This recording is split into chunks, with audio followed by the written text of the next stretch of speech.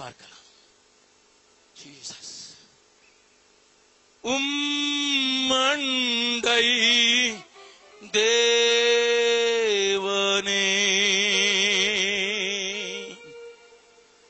நான் சேரட்டும்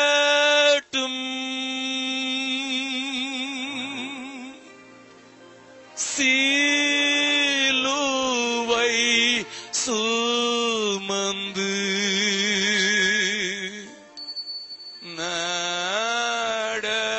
நடப்பினும்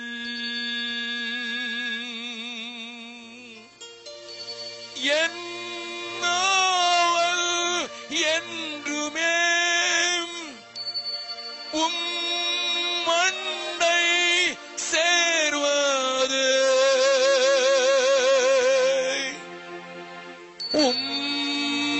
மண்டை சேரவே நான் சேர்வதே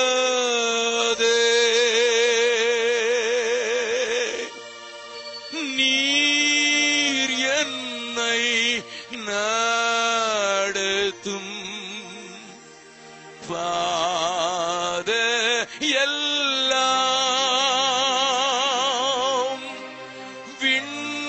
விண்ணேற்றும் ஏணி போ வீழங்குமா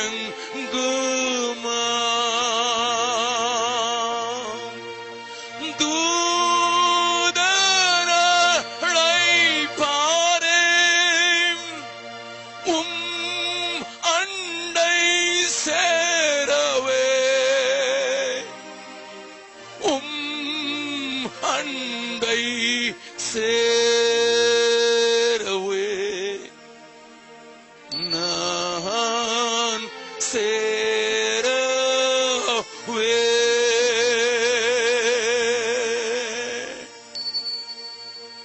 இயேசு கிறிஸ்துவின் இனிய நாமத்தில் ஜெபம் கேளும் நல்ல பிதாவே, ஆமென். உட்காரலாம்.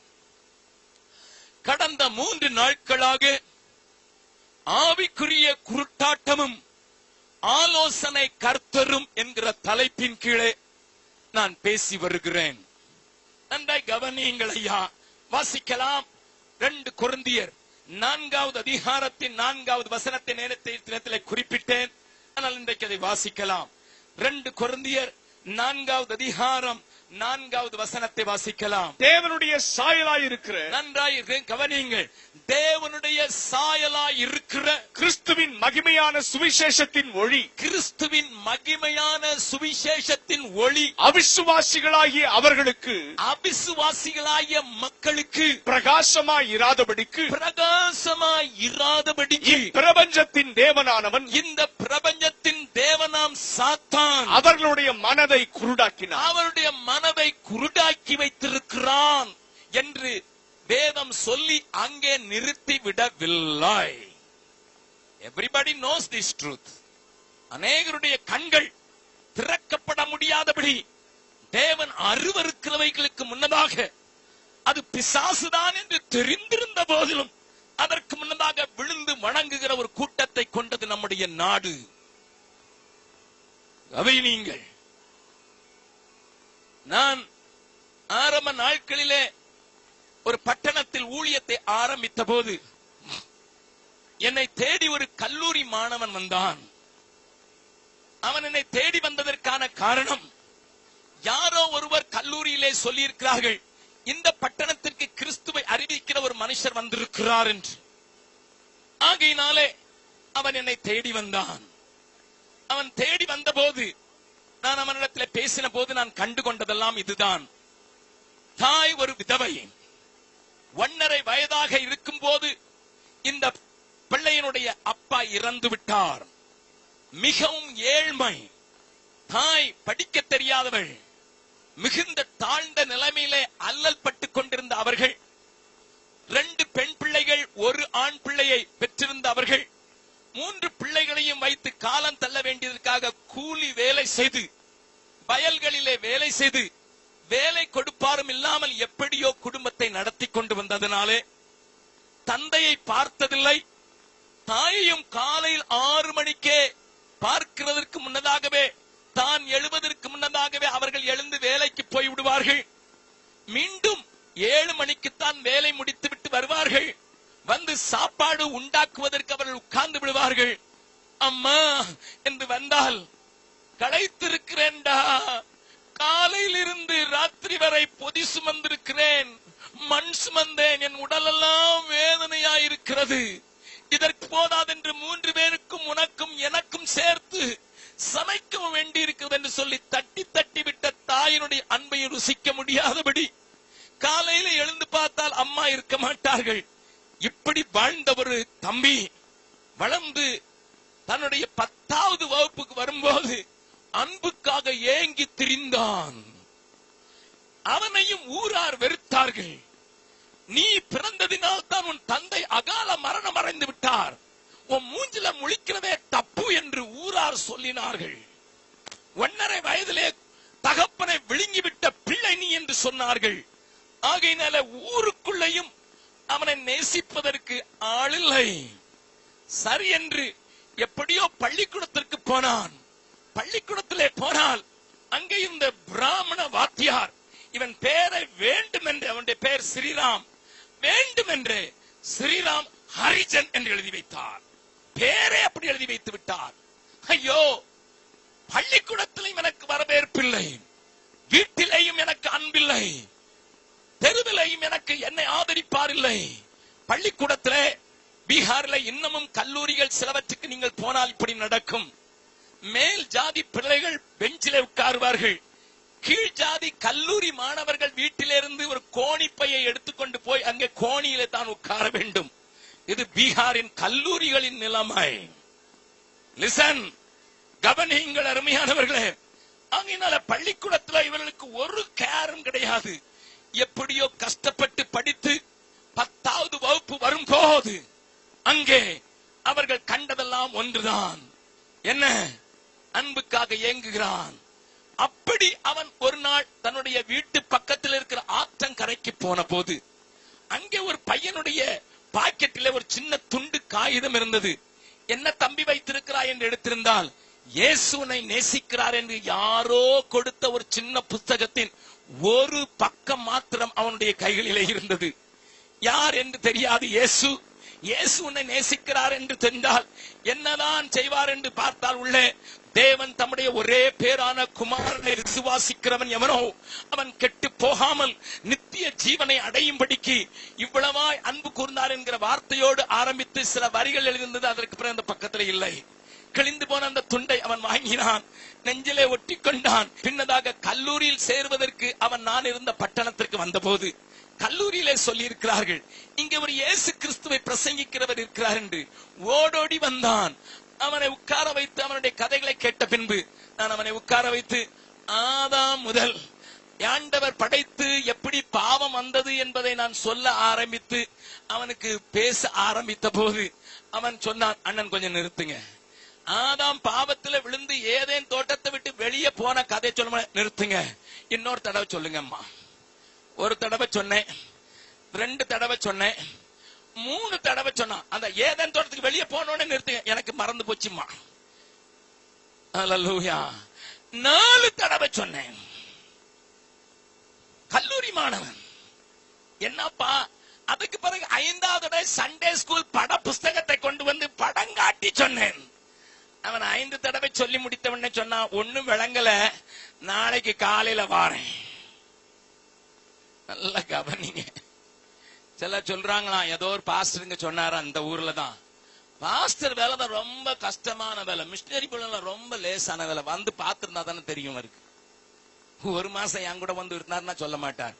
நல்லா கவனிங்க. அதுக்காக பாஸ்டர் ஊழியம் மலிவுன்னு சொல்லல, ஆனா ஏன் இந்த மாதிரி தெரியாததை பேசணும் தான் நான் சொல்றேன். நல்லா கவனிங்க வாசனை, நல்லா கவனிங்க. நான் இன்னைக்கு ராத்திரி எப்படி ஜெபம் பண்ண தெரியுமா? ஆண்டவரே, பரலோகத்தை இந்தியர்கள் நிரப்பணும்னு நாங்க பாடினது தப்பு ஆண்டவரே. இந்த மாதிரி மடமண்டைகள் எல்லாம் அங்க கொண்டு வந்து நிரப்பி அதையா வச்சு பரலோகம் பார்க்கணும், வேண்டவே வேண்டாம் ஆண்டவரே என்று சொன்னால் காலையில 5:30 மணிக்கே வந்து கதவை தட்டுறான். ஹalleluya. இப்பவும் 3 தடவை சொன்னேன் கதை. அவன் சொன்னா புரியவே மாட்டேங்குது. எனக்கு அன்றைக்கு தான் இந்த வசனத்தின் ஆழம் தெரிந்தது. Until then I thought they must know the word. அவ்வளவுதான். இயேசு என்கிற பெயரை கேட்டாலும் போதும் நினைச்சுக்கிட்டு இருந்தேன். இயேசுவை பற்றி சொன்னாலே போதும் என்று நினைத்துக் கொண்டிருந்தேன். ஆதாம் ஏவாள் கதையே விளங்காதவனுக்கு போய் கல்வாரி சிநேகிதத்தை நான் எப்படி சொல்றதுங்கிறது அன்னைக்கு தான் தெரிஞ்சது. அன்னைக்கு தான் அவனுடைய கண்களை குருடாக்கி வைத்திருந்த சத்துருடைய ஆழத்தை நான் புரிந்து கொண்டேன். Even though I obeyed the call, ஆண்டவருடைய அழைப்புக்கு நான் கீழ்ப்படிந்திருந்தேன். Even though I left my job and my family, என்னுடைய குடும்பத்தை என்னுடைய வேலையை விட்டுவிட்டு தேசாந்திரியை போல ஒருவரையும் தெரியாதவனாக அலைந்து திரிந்திருந்தது உண்மைதான். ஆனால் இந்த ரகசியம் அன்றைக்கு தான் தெரிந்தது. சத்துரு இத்தனை ஆழமாய் குருடாக்கி வைத்திருக்கிறதை பார்த்தேன். ஆனால் பவுல் இங்கே என்ன சொல்லுகிறார் என்பதை நீங்கள் அறிந்து கொள்ள வேண்டும். இந்த வசனத்தை நீங்கள் புரிந்து கொண்டிருக்கிறீர்கள். ஆனால் இதற்கு விளக்கத்தையும் இதற்கு செய்ய வேண்டிய காரியத்தையும் ஆண்டவர் தொடர்ச்சியாக பவுலை கொண்டு எழுதினார் என்பதை அநேகர் புரிந்து கொள்ளவில்லை. லிசன், நன்றாய் கவனியுங்கள். இந்த உலகத்தின் இந்த பிரபஞ்சத்தின் அதிபதியாம் சத்ருவாகிய சாத்தான் ஜனங்களுடைய கண்களை குருடாக்கி வைத்திருக்கிறதுனால் தான் பெரிய தலைவனாயிருக்கிறான். உலகத்தின் எக்கனாமிக்ஸ் பேசுகிறான், பொருளாதாரத்தை பேசுகிறான். ஆனால் அங்கே ஒரு பிசாசு அல்லது ஒரு சாது அவன் நிர்வாணமாய் இருந்தால் அவனுக்கு பின்னால போய் அவனுடைய கால்களை கழுவி குடிக்கிறான். Come, let me show. உங்களுக்கு நேரம் இருக்குன்னா இன்னைக்கு எங்க ராத்திரிக்கு எங்க வீட்டுக்கு வாங்க, என் லேப்டாப்ல உங்களுக்கு காட்டுறேன். எத்தனை சாதுக்களுடைய நிர்வாண சாமியுடைய கால்களை பெரிய பெரிய மந்திரிகள், பெரியவர்கள், படித்தவர்கள், உலகத்தின் பொருளாதாரத்தை கரைத்து குடிக்கிறவர்கள், ராணுவ யுக்திகளை அறிந்தவர்கள் அந்த சாதுக்களின் கால்களை கழுவி குடிக்கிறதை உங்களுக்கு காட்ட முடியும். கவனியுங்கள். என்னுடைய லேப்டாப்ல நான் உங்களுக்கு அரசாங்க வெளியீடு இல்ல, ஒரு private company, commercial company release பண்ணின ஒரு சிடியினுடைய காரியத்தை காண்பிக்க முடியும். இந்த நிர்வாண சாமிகள் என்ன செய்கிறார்கள் தெரியுமா? நிர்வாண சாமிகள் அலகாபாத்திலையும், வாரணாசியிலையும், பீகாரிலையும், ஹரித்வாரிலையும் அவர்கள் இருக்கிற இடங்களிலே அவர்கள் ஆட்டமாடி போட்டி போட்டு போதைப் பொருட்களை குடித்து வெறி கொண்டவர்களாக இருக்கிறதை நீங்கள் பார்க்க முடியும். அவர்களுடைய நிலைமை என்ன? நீங்க வந்தா நான் காட்டி கொடுக்க முடியும். செத்து போன சாதுக்களை புதைக்க மாட்டார்கள், அதை ஜலத்திலே போட்டு விடுவார்கள், கங்கையிலே போட்டு விடுவார்கள். கங்கையிலே வீசி எறிக்கப்பட்ட அந்த பிணத்தை எடுத்து அதன் மேலே உட்கார்ந்து பூஜை செய்து அந்த பிணத்தினுடைய மாமிசத்தை வெட்டி, பச்சை மாமிசத்தை, செத்து போன பிணத்தினுடைய மாமிசத்தை திங்கிற அந்த சாமியாருடைய போட்டோவை நான் அல்ல, அல்லது அவனுடைய அந்த வீடியோவை நாங்கள் அல்ல, நாங்களும் உண்டாக்கி இருக்கிறோம். ஆனால் அதை காட்டில் மேலாக ஒரு கமர்ஷியல் ஆர்கனைசேஷன் ரிலீஸ் பண்ணி இருக்கிறது. அப்படிப்பட்ட பிணந்தினிகளின் கால்களை கழுவி கொடுக்கிறான். பெரிய மேதாய். தேவ ஜனமே, புரிந்து கொண்டிருக்கிறாயா? அந்தகாரத்தின் ஆதிக்கத்தை புரிந்து கொண்டிருக்கிறாயா? மனதை குறிவாக்கி இருக்கிற காரியத்தை தெரிந்து கொண்டிருக்கிறாயா? மிஷனரி பெருவிழாவுக்கு வந்திருக்கிற உனக்கு ஏதோ சவால் விட்டு போக வேண்டும் என்று சொல்லவில்லை. உண்மை நிலையை நீ அறிந்து கொள்ள வேண்டும். We are very much happy with what we are doing. அநேக நேரங்களில் போன வீட்டுக்கே கேரல் சர்வீஸ் போய் கிறிஸ்துமஸ் தாத்தாவா மாறி, ஏசு தெரியாத எனக்கு கிறிஸ்துமஸ் தாத்தா தெரியும். அப்படித்தானே? அடைக்கப்பட்டு குருடாக்கப்பட்டு கண் சொருகி போயிருக்கிற ஆயிரங்கள் கோடிகள் நீ வாழ்கிற தேசத்தில் இருக்கிறதை தேவன் சுட்டி காட்டி நிறுத்துகிறவர் அல்ல. என்ன சொல்கிறார்? வாசிக்கலாம், தொடர்ச்சியாக வாசிக்கலாம். 5வது வசனத்திலிருந்து வாசிக்கலாம். நாங்கள் எங்களையே பிரசங்கியாமல். நன்றாய் கவனியுங்கள். வார்த்தைகளை பேசுவதற்கு எனக்கு நேரமில்லை, ஆனால் சில காரியங்களை மாத்திரம் கொட்டு விடுகிறேன். இப்பொழுது பவுல் சொல்கிறான், this is the condition of the world. இதுதான் தேசத்தினுடைய நிலைமை, இதுதான் மக்களுடைய நிலைமை, இதுதான் மாந்தர்களுடைய நிலைமை. குருடாக்கப்பட்ட நிலையிலே மேதைகள், படித்தவர்கள், அரசியல்வாதிகள், பண்டிதர்கள், பெரிய டாக்டரேட் வாங்கினவர்கள், சான்சலர்ஸ், வைஸ் சான்சலர்ஸ், இவரெல்லாம் குருடாக்கப்பட்டிருக்கிற இந்த நேரத்தில் பவுல் ஒன்றை சொல்லுகிறான். என்ன சொல்லுகிறான்? நாங்கள் எங்களையே பிரசங்கியாமல் கிறிஸ்து இயேசுவை கர்த்தர்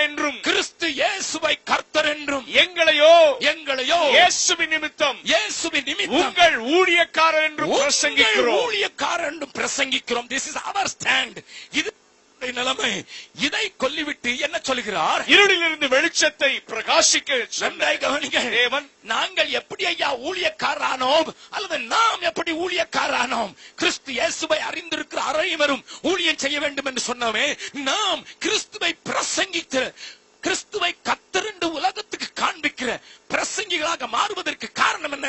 இருளிலிருந்து வெளிச்சத்தை பிரகாசிக்க சொன்ன தேவன் இயேசு கிறிஸ்துவின் முகத்தில் உள்ள தமது மகிமையின் அறிவாகிய ஒளியை தோன்ற பண்ணும் பொருட்டாக எங்கள் இருதயங்களிலே பிரகாசித்தார். கரங்களை தட்டி ஆண்டவரை மகிமைப்படுத்தலாமா? ஹல்லேலூயா. First thing God did, He shone His light on me என்று பவுல் சொல்கிறான். நான் சொல்கிறான், Jesus light was shining upon me. எங்கள் இருதயங்களிலே கிறிஸ்து இயேசுவின் சுவிசேஷ ஒளி பிரகாசித்தது என்று சொல்லுகிறவர்கள் மாத்திரம் கரங்களை உயர்த்தி ஒரு அல்லேலூயா சொல்லலாமா? அல்லேலூயா. அப்ப நீங்க எல்லாம் ஊழியக்காரங்க, நல்லா கவனிங்க. அப்படித்தானே சொல்றாரு. எங்க மனதுல நாங்க தான் ஊழியக்காரங்க. அதுக்கு முந்தின வசனம் அப்படித்தான் சொல்லி இருக்குது. நாங்க ஊழியக்காரங்க. எப்படி ஊழியக்காரங்களானோ?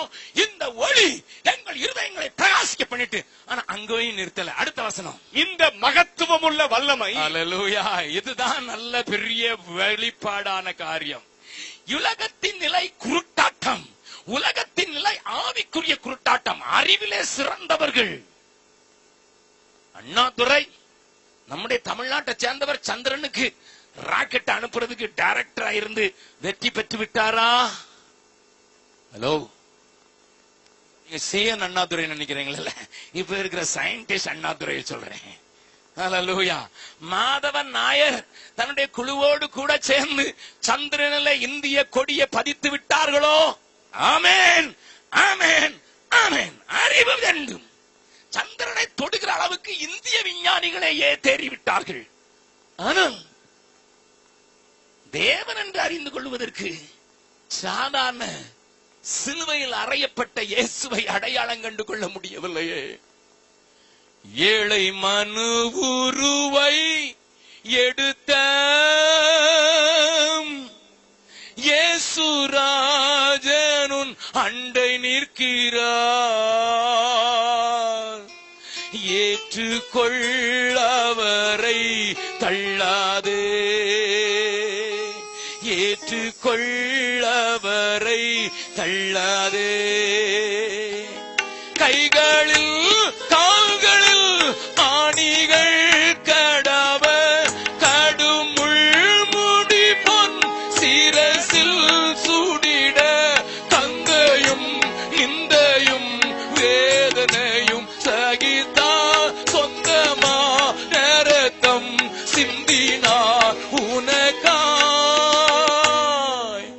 கனிவுடன் உன்னை அழைக்கிறாரே, கனிவுடன் உன்னை அழைக்கிறாரே. ஏழை மனு உருவை எடுத்த இயேசுராஜனுன் அண்டை நிற்கிறார். ஏற்றுக்கொள்ளவரை தள்ளாதே, ஏற்றுக்கொள்ளவரை தள்ளாதே. இன்னமும் தாமதம் உனக்கேன் மகனே, இந்த இயேசுவண்டை எழுந்து வாராயோ. இந்த உலகம் தர கூட சமாதானமும் இன்று உனக்கு தர காத்து நீக்கிறாரே. அண்ணல் இயேசுவை அழைக்கிறாரே, அண்ணல் இயேசுவை அழைக்கிறாரே. ஏழை மனு உருவை எடுத்த இயேசுராஜனுன்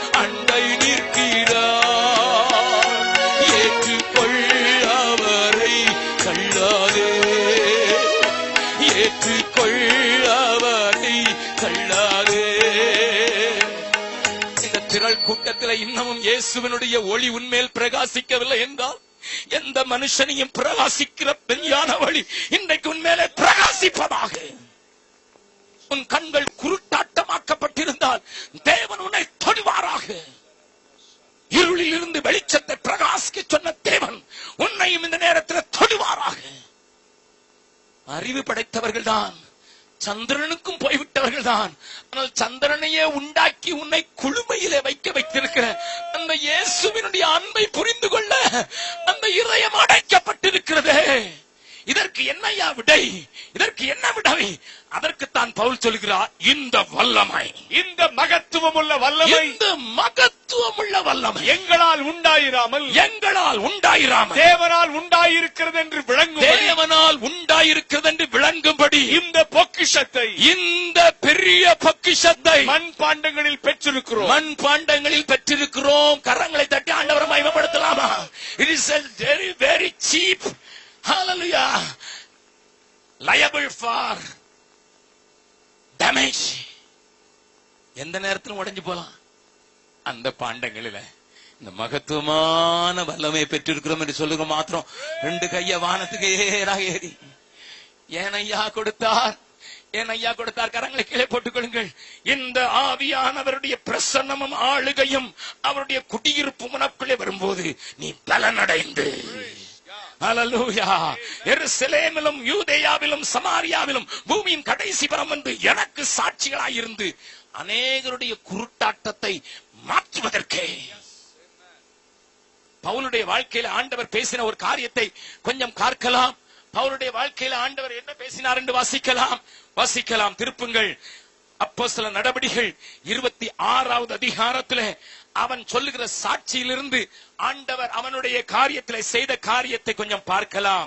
அப்போஸ்தலர் நடபடிகள் 26வது அதிகாரம் 18வது வசனத்தை வாசிக்கலாம். அவர்கள் என்னை பற்றும் விசுவாசத்தினாலே, ஆண்டவர் சொல்லுகிறார், ஏ பவுலே, நான் உன் மேலே என் ஒளியை வீசின பண்ணினதற்கு என்ன தெரியுமா காரணம்? சூரியனுடைய பிரகாசத்திலும் அதிகமான ஒளி உன்னை சந்தித்ததற்கு காரணம் என்ன தெரியுமா? முரட்டாட்டம் உள்ளவனாய், கொலை செய்வதற்கு ஏவின கொலையின் ஆவியை உடையவனாய், துன்பப்படுத்துவதற்கும் மற்றவர்களை கொள்ளையாடுவதற்கும் அடிப்பதற்கும் துன்பப்படுத்துவதற்கும் ஆட்கொட்டப்பட்ட ஒரு ஆவியினாலே கண்ணடைக்கப்பட்டவனாக இருந்த உனக்கு ஒளியை பிரகாசிக்க பண்ணினதற்கு காரணம் என்ன? வாசிக்கலாம். அவர்கள் என்னை பற்றும் விசுவாசத்தினாலே, அவர்கள் என்னை 17 வாசிங்க, அப்பதான் 18 நல்ல. உன் சுய ஜனத்தாரிடத்தினின்றும் அந்நிய ஜனத்தாரிடத்தில் உன்னை விடுதலையாக்கி அவர்கள் என்னை பற்றும் விசுவாசத்தினாலே, அந்த மக்கள், அடைக்கப்பட்டிருக்கிற மக்கள், பாவத்துக்கு விற்று போடப்பட்டிருக்கிற மக்கள் என்னை பற்றும் விசுவாசத்தினாலே பாவ மன்னிப்பையும் பரிசுத்தமாக்கப்பட்டவர்களுக்குரிய சுதந்திரத்தை பெற்றுக்கொள்ளும்படியாக அவர்கள் இருளை விட்டு ஒளியினிடத்திற்கும் சாத்தானுடைய அதிகாரத்தை விட்டு தேவனிடத்திற்கும்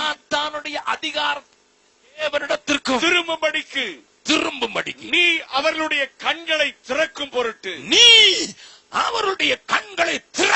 இப்பொழுது உன்னை அவர்களிடத்திற்கு அனுப்புகிறேன் என்று. பக்கத்தில் உங்க கையை பிடிச்சு சொல்லுங்க. ஆண்டவர் உங்க இருதயத்துல நம்முடைய மகத்துவமான பிரகாசத்தை பிரகாச பண்ணினதுக்கு காரணம் நீந்தான். அவங்க கண்களை திறக்கணும். அதுக்குதான் ஆண்டவர் வல்லமை கொடுத்திருக்கிறாரு. நல்லா கவனிங்க. வெறும் ஆட்டம் பாட்டம் கொண்டாட்டத்துக்கு அல்ல. நானும் இங்க உங்கள் முன்னால ஆடி பாடி துதிக்கிறவன் தான். ஆனால் அவருடைய கண்கள் திறக்கப்படுவதற்கு தேவன் எனக்கு வல்லமை தந்திருக்கிறார். குருட்டாட்டமத்திலே விளைந்திருக்கிற மக்களை திருப்பும்படியாக, சாத்தானுடைய அதிகாரத்தினின்று திருப்பும்படியாக, கண்களிலே இருந்து ஆண்டவர் அவருடைய செதில்களை விளக்கொள்ளும்படியாக, திறக்கும் பண்ணும்படியாக உங்களையும் என்னையும் ஒளியுள்ள பிள்ளைகளாக மாற்றிருக்கிறார். கரங்களை தட்டி ஆண்டவரை மகிமைப்படுத்தலாமா? ஹல்லேலூயா, ஹல்லேலூயா, ஹல்லேலூயா, ஹல்லேலூயா. Don't forget this truth. Don't forget this truth. This is the responsibility of everybody who is here. இங்க இருக்கிற எல்லார் மேலையும் விழுந்த கடமை ஐயா. அது அதனுடைய விளக்கத்தை அந்த வசனங்களில் அவன் சொல்லி இருக்கிறதுனால தான் சொல்றான் பின்னால, துன்பப்படுத்தப்பட்டு மடிந்து போவதில்லை, தள்ளப்பட்டு இதெல்லாம் சொல்றது காரணம். இந்த காரியத்தை நாங்க செய்யும் போது துன்பம் வரும், இந்த காரியத்தை செய்யும் போது இடுக்கன் வரும், நாங்கள் ஒதுக்கப்படுவோம். அதை குறித்து கவலை இல்லை. ஏனென்றால் இந்த மகத்துவம் உள்ள வல்லமையை மண் பாண்டங்களிலே பெற்றிருக்கிறோம். தேவ ஜனமே, இது உங்களுடைய பொறுப்பு, இது உங்களுடைய பொறுப்பு. அந்த தம்பி அடுத்த நாள் வந்தபோது அவன் மேலே கையை வைத்து, ஆண்டவரே இந்த மனிதனுடைய கண்களை திறந்துள்ளோம் என்று சொன்ன போது தேவ ஆவியானவர் அவன் மேல வந்து இறங்கினார். ஹல்லேலூயா. அவனுடைய கண்கள் திறக்கப்பட்டு இன்றைக்கு எம்ஏ படிப்பை முடித்து ஒரு கல்லூரியிலே லெக்சரராக மாறின அவன் கல்லூரி வேலை வேண்டாம் என்று சொல்லி என்னோடு ஊழியக்காரனாக இன்றைக்கு சுற்றி வருகிறான். ஹல்லேலூயா. And that can be done only by the Spirit of God. அது தேவ ஆவியானவராலே மாத்திர முடியும். ஐயா கொஞ்சம் யோசித்து பாருங்க, கொஞ்சம் யோசித்து பாருங்க. ஆதாம் ஏவாள் கலையை 8 நேரம் சொல்லி இருக்கிறையா, ஆனாலும் விளங்கவில்லை. அநேக கூட்டங்களை போடுகிறோம், ஆனா யாரும் வர்றாங்க போறாங்க, வர்றாங்க போறாங்க. கிறிஸ்தவர்கள் என்னமோ செய்யறாங்கன்னு போறாங்க. அது காணா குறைக்கு பேர் கிறிஸ்தவர்கள் எத்தனை பேருமே பொருளா பாத்துட்டீங்க. இந்த வருஷத்துல நல்ல ஆளை கூட்டு வரலையே. போன வருஷம் அந்த ஆள் கொஞ்சம் நல்லா டான்ஸ் ஆடினாரு, போன வருஷம் அந்த ஆள் நல்லா தமாஸ் பண்ணாரு. இந்த அப்படித்தானே போயிட்டு இருக்காங்க. ஹலோ, நம்மளும் கூட்டம் வர்ற ஆளா தான் கூப்பிடுவோம். ஹலோ, சாரி பிரதர், நமக்கு வேண்டியது கூட்டம். ரட்சிக்கப்படுறானா இல்லையாங்கிறதுலாம் ரெண்டாவது. இவன் கண்ணை திறக்க, இவனே அடைச்சு கிடக்கிறான், அதைத்தான் காட்ட போறேன். இவனுக்கே கண்ணு திறக்கல, அவனை கூட்டு வச்சு குருடனுக்கு குருடம் அடி காட்டினா அவன் காட்டம் அடி போட்டம் அடி போயிருப்பான். 10 நாள் செலவழிக்கிறீங்க, கொஞ்சம் பத்திரமா செலவழிங்க. நான் தான் சொல்லிட்டேன், யாரையும் திருப்திப்படுத்துறதுக்கு எனக்கு தெரியாது, அதுக்கு நான் கற்றுக்கொள்ளவும் இல்லை. From the day one, I am as this, I am as I am. நல்ல கவனிங்க, நல்ல கவனிங்க. Listen, தெளிவாய் புரிந்து கொள்ளுங்கள். இது கிறிஸ்துவுக்கு வெளியே இருக்கிறவருடைய குருட்டாட்டம். இதை குறித்து நான் பேசினால் உங்களை எல்லாம் வஞ்சித்து விட்டேன் என்று அர்த்தம். ஏனென்றால் நீங்கள் கிறிஸ்துவின் ஒளியை பெற்றிருக்கிறீர்கள், நீங்கள் தான் மற்றவருடைய கண்களை திறக்க அழைக்கப்பட்டிருக்கிறீர்கள். பட் நம்மளே அதை சரியா செய்ய முடியாம இருக்கிறோமே பிரதர். எங்களுக்கு வேலை உண்டு, பாடு உண்டு, இதே பெரிய பாடா இருக்கு. மனைவியை கொண்டு காலையில டியூட்டி கூடணும், பிள்ளையை கொண்டு அதுக்கு பிறகு விடணும், அதுக்கு பிறகு வேலைக்கு போகணும், அதுக்கு பிறகு வந்து கூப்பிட்டு வரணும், அதுக்கு பிறகு எங்களுக்கு பெரிய வேலையா இருக்கு. நீங்க போய் கண்ணை தர காதை தரன்னு சொல்லிட்டு இருக்கீங்க. எங்க பாடு பெரிய பாடு பிரதர். ஹல்லேலூயா. நாங்க ரொம்ப busy brother. we are making money money money money money money money money. ஏனா ஹலோ, கொஞ்சம் நல்லா கவனிங்க நான் சொல்ல போறத. ஆண்டவர் இன்றைக்கு உங்களோட என்னோடும் கூட பேச விரும்புகிறார். என்ன சொல்ல விரும்புகிறார்? ஜனத்தை குறித்து நான் பேச போகிறேன், ஆசாரியர்களை குறித்து காண்பிக்க போகிறேன், காவல்காரர்களை குறித்து பேச போகிறேன், ஊழியக்காரர்களை குறித்து பேச போகிறேன். தேவன் சொல்லுகிற காரியங்களை காணும்படியாக ஆவிக்குரிய குருட்டாட்டம் எப்படி கிரியை செய்கிறது என்பதை இந்த 4 கூட்டத்தை குறித்தும் பேசுவதற்கு நேரம் இருக்கும் என்று நினைக்கிறேன். ஹலோ, ஆவிக்குரிய குருட்டாட்டத்தின் மத்தியிலே தேவன் கெஞ்சி கேட்கிற அந்த கூட்டம் வெளியே நிற்கிற கூட்டம் அல்ல. It was in the church. It was in the church. இயேசுவை வெளியே போட்டு கதவை பூட்டின கூட்டம். யாரையா ஆராதிக்கீங்கன்னா உள்ள நாங்க இயேசுவை ஆராதிக்கோம். எப்ப நான் தான் இயேசு, நீர் வெளியே நில்லும் அப்படின்னு. ஏன்னா வாசப்படியில நின்று தட்டுறப்பா உள்ள விடுங்கன்னு கேட்கிறாரு, கெஞ்சுறாரு. எப்ப விடுங்கப்பா, நீர் யாரியா? நாங்க இயேசுவை ஆராதிக்கிறோம். அப்படியா? சபையில் இருக்கிற நிலைமையை நான் உங்களுக்கு சொல்லாவிட்டால் நான் உங்களுக்கு போதுமான ஆவிக்குரிய உணவை கொடுக்கவில்லை என்று அர்த்தம்.